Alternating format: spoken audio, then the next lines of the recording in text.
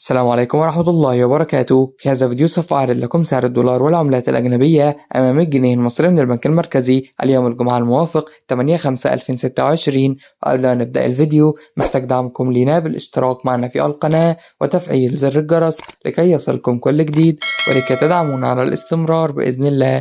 لو عجبك الفيديو دوس لايك. إليكم التفاصيل بعد الانترو.